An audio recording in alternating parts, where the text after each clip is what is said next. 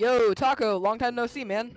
Oh, what's good, NATO? Long time no see. What have you been up to? Oh, nothing much, just building a little pathway over there. But I kind of ran into a small problem. What's that? Oh, it just said there's a mountain in the way, and so I was just thinking about taking a pathway through it, and I was wondering if you had any other better ideas. Nah, that would take way too long. You should just, ask Reliant or something, you know? Oh, yeah. But there might be a small problem with that, too. What, bruh? Well, a long time ago, I complained to Reliant. What do you mean there aren't enough trees around your base? I just want some greenery on my base. Ah, I see. Okay, yeah, we will be there in a few minutes. So, what did he say? He said he needs our help to plant trees around his base. Won't it take a long time though? It will, yeah. But I have a more efficient solution in mind. Oh yeah, I'll get the airship. He used his German friends and relocated my base to a jungle with an airship. Oh, I mean, it'll probably be fine, you know. Yeah, but I'm afraid that he'll just offer an radical solution to this problem as well. Just call him. Just do it. Well, yeah, but fine. Yo, NATO, what's up? You called me? Oh, yeah. So we ran into a problem building a path between my base and Taco's, and I was wondering if you could help. So, how can I help? So, since there's the mountain in the way, I was thinking of digging a tunnel through it, but that's gonna take a really long time, and I was just wondering if you had any better ideas. Yeah, I got an idea. I know what we can do. Oh, nice. As long as it doesn't involve something crazy, then I'm ready to go with it. Yeah, about that.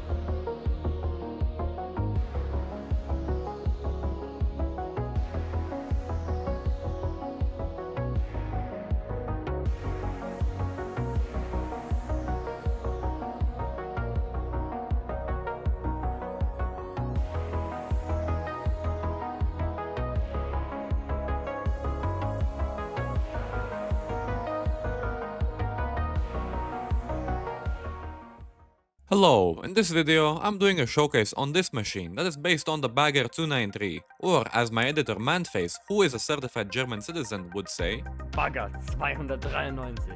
there is a document, modpack and a schematic available for the Bagger in the description of this video, if you are interested in using one yourself. These files are also available on my Discord server, which is also linked in the description. Throughout the video you might notice these weird visual glitches with the ropes. This happens when you have shaders on. It will, however, be fixed in the newest version of the mod, V-Stuff. If you're watching this in the future, then update that mod to the version on which it's fixed. So let me first explain some of the more intricate details of the Bagger. This model right here isn't actually named the Bagger 293, it is just inspired by it. I've named it as Bagger 107, which is due to a naming scheme. The Bagger does not use any superglue to hold parts together, which allows it to be used in survival mode. You do, however, need to change a few config files, which is all explained in the document. The entire Bagger consists of three so-called ships: the hull, the turret, and the arm. The turret and the arm have these Interact Me stickers attached to them, which lets us interact with them, unlike regular contraptions. So let's start with the hull. It contains the engine, fuel tank, cooling fluid tank, elevation and horizontal control of the turret and arm, which allows you to control them at a max speed of 4 RPM. But can be lowered due to these resistors. There is also excavator power control, and above it sits a vault that includes the ability to offload items using item transmitters. At the back lower part of the compartment lies the gearbox, aka movement control, which lets the track spin at a max speed of 32 RPM, which translates to around 3.35 meters per second. Of course, nothing is stopping you from increasing the speed and turning this thing into a Schaufelrad Bagger 7 Scorpion 2, Ausführung T Turbo Bagger mit 15 Meter Schaufelrad 23, Sonderkraftfahrzeug 172. Anyways, above the fuel tank, there is a generator for the hull, and outside the main part of the hull, there is a small control center from which you can drive the bagger and toggle generator power. And last of all, there is a suspension controller which lets you regulate the suspension of all 8 tracks. The turret contains a generator and light switches for the entire machine. It also contains a catwalk which lets you attach ropes at the back and front. These don't serve any practical purpose besides making the bagger look visually better. The arm contains the excavator, a generator and control center for the turret and arm. When I was making the first prototypes of the bagger, I had an issue where if I started mining too fast or if I started mining gravity affected blocks like sand or gravel, then the excavator would get stuck and it would stop spinning until the blocks that it hit were fully mined, which took quite a while, and in the result slowed down the efficiency of the excavator. So to solve this problem, I added a system which constantly switches the rotation from 512 RPM to 1024 RPM, back and forth. So now if the excavator gets stuck, it switches to the other speed, which resets it and lets it continue. So that is a quick rundown of the technical side of the bagger. Now let me show you and explain to you where you would use this thing and how you would actually transport it there. First, you need to find the right location. There is no hard limit on the amount that you can aim up or down, but for cinematics I recommend not exceeding 18 degrees both ways. This is so there is no overlap in this part here, but of course you can aim higher if you need to. And for this exact reason, I recommend that the location you choose should either be a dugout in the ground, or it should be a mountain. If you can't reach the top of the mountain with the excavator, then you should either dig in the mountain and make a long ramp so you can eventually reach the top, but this might not even be possible everywhere. So instead you should opt for mining out the top layer of the mountain by hand or with another machine. And after that, you can use the bagger to clear away the rest of the mountain. If you choose to dig in the ground, then you should either have an area already dug out, or you can mine down and in the process make a very long ramp to drive down deeper. Once you have decided on your perfect location, you need to actually build the bagger, or somehow transport it to the location, if you have already built it. Building it is easy, just load the materials into a schematic cannon and print it. But if you have already built one, then you don't really have any other choice besides driving it to the location or somehow airlifting it. Before we set up the bagger, we need to figure out how we are actually going to transfer and store the resources that we get. I personally use this big industrial truck with a large trailer to get the materials from the bagger to the station, but this part is up to you to figure out. Now I will let Manface explain and demonstrate how to get the bagger into an operational state. Alright guys, it's me, Manface Official, your personal bagger guide. After all the technical stuff of the bagger that Reliant explained to you, let me actually show you guys how to use this bagger and what you guys have to do to make the bagger work. Before we even begin, we should put in the texture pack, data pack and configs provided in the video description or our new Discord server. If you're having trouble, you can take a look at the documents of the Bagger 107, which provides its technical data, its setup, and everything else you would want to know about the bagger. To set the bagger up, you need any helm, track toolkit, a wrench, a lot of copper spools, 2 shafts, 2 belts, a lot of temporary blocks, preferably scaffolding, 8 ship leads, and 2 Interact Me stickers. So, first of all, you will have to unanchor the bagger. So take a helm, place it, shift right click, and assemble.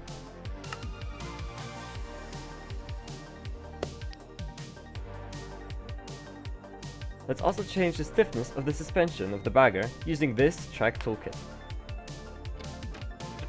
Now, you want to enter the bagger, which is usually done by going on that step right here. You might be asking yourself now, why is there a seat next to the ladder? Believe it or not, this seat has an important use. In case the bagger has an inaccurate hitbox, you might not be able to enter via the step. Obviously, we'll still need to go on the bagger somehow, even when it's disassembled. Now that we're on the beast itself, we'll have to turn on its engines. This is done by flicking the right analog lever in the driver's compartment. But before we can do that, we have to fix the engine's inputs, because they sadly don't save in a schematic. To do that, we'll enter the engine compartment, locate the 2 engines on this side, right click each side of the engines with a wrench, and repeat this on the other side as well.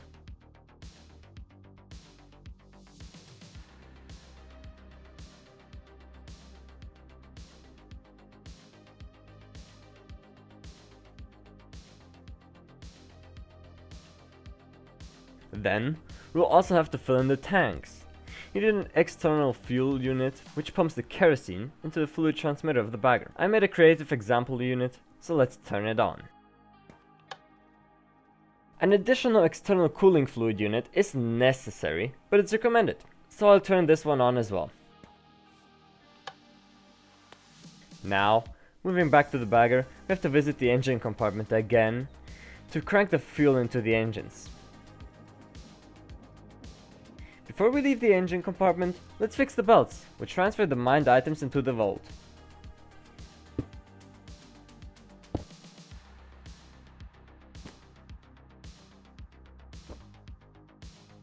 The fuel will only start filling up automatically if you turn on the engines. So we'll set the power on 2 for now, as that is the bare minimum the bagger needs to be able to drive. What we want to do now is assemble the turret. Before we do that, we have to add an interact me sticker, else nothing will work. Now, for the assembly of the turret, it's literally just the push of a key on your keyboard. So, take the mining operator's controller and either press A or D, depending on the controller configuration, on your keyboard to turn the turret, which will assemble it. Alright, the turret's assembled. What's next? Well, obviously we'll have to assemble the arm as well. The process is very identical to assembling the turret. Add the sticker, take the mining operator's controller, and press W or S on your keyboard. And boom, you're done. Quick note, the batteries on both back and forearm of the bagger have to be replaced, because they break when assembled. And don't forget to wire up the lights, since schematics don't save that as well.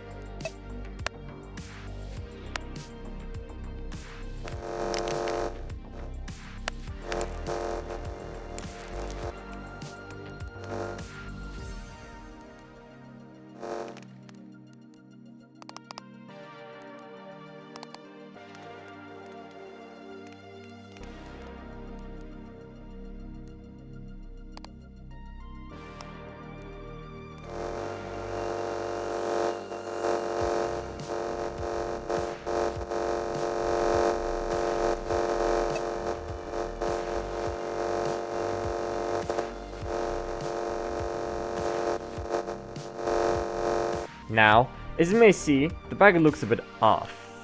That's due to it missing its strong ropes on the front and back. But hey, that's an easy but mildly annoying fix. So, you aim the arm up, and right click one of these blocks with a rope and connect it to the top. Repeat that 3 more times and the front arm is done already.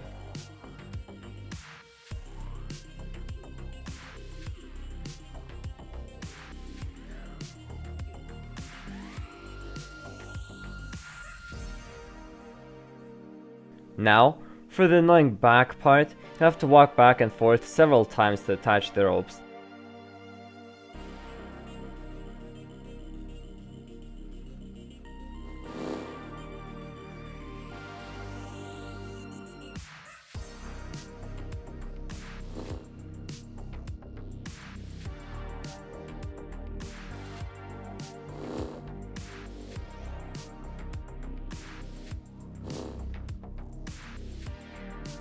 Okay, the Bagger 107 is in its operational state. But wait, before we can begin mining, we should increase the engine power, else the vehicle will overstress and the engines will bleed out. So, let's go ahead and do that. Okay, engine power increased. You've most likely noticed the other analog lever on the left, and it's not just decorational, but serves an actual purpose. This is a speed limiter for the Bagger. All you do is just increase the power of this lever and you've already decreased the speed of the bagger. So, now that we have enough stress units to start mining, let's go into the mining operator's compartment, located next to the excavator wheels. Alright, these 5 different switches may make it seem as if the bagger is really hard to operate, but it's actually not true at all. It's actually fairly easy to use. The lower lever provides power, the upper left one activates the left wheel, and the right one logically the right wheel. Now, the 2 analog levers here are also speed regulators, just like the one for the driver with one exception. Instead of regulating the speed of the bagger itself, we are regulating the speed for the horizontal and vertical traverse speed of our turret and arm. Alright folks, now, to answer the question how to actually use the bagger, we'll first have to discuss the controller configuration, aka controller keybinds. you can set them here. I personally use WASD for the left joystick and arrow keys for the right joystick. I recommend you to use these settings as well, as that will make it way easier to not only use this vehicle, but also future other ones. Feel free to set them the way you like. The bagger has a tiny crew consisting of 2 people, but could theoretically be operated by one single person using 2 controllers. One for the driver and one for the mining operator. The keybinds for the driver are WASD to drive and arrow keys up and down for suspension regulation.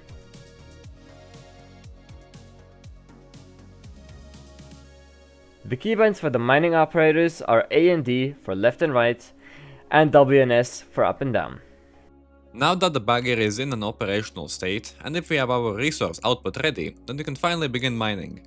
This is the most satisfying part. The way you mine with the bagger is up to you to decide. I do, however, recommend starting from the top and continuously going lower with each sweep. If you notice that some items are not being picked up, then you should take a pause on your mining session for a little bit, and to let the items transfer into the receiving storage unit. After about a minute or 2, you can continue. Now, before we stop the engine, there are a few things you need to do. When I was building the bagger, I had a problem where the turret would disappear or even teleport to weird places like under the ocean.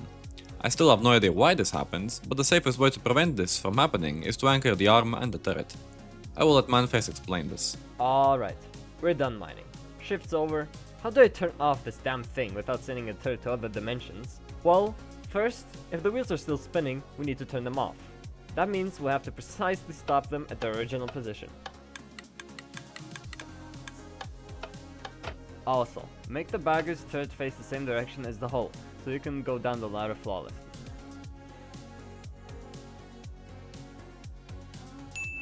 Now, we want to disassemble the arm, and then the turret, before we close our world. This is easily done by right-clicking the bearings for the arm and then the turret.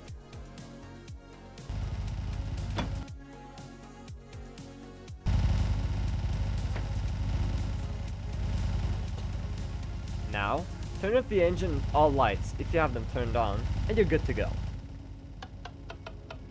Thank you, Manface. So yeah, the bagger isn't meant to be reassembled every 5 minutes. It's best to use it for long mining sessions, such as taking down an entire mountain. Also, do not leave the server if the bagger isn't anchored. It will break once you rejoin.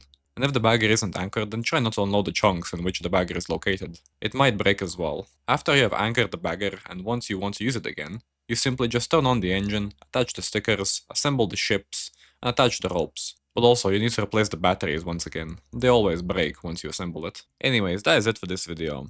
In case you haven't noticed, this is my first Minecraft video, and I hope you enjoyed it. If you want to see more, then please consider subscribing to the channel. I will see you all in the next one. Take care.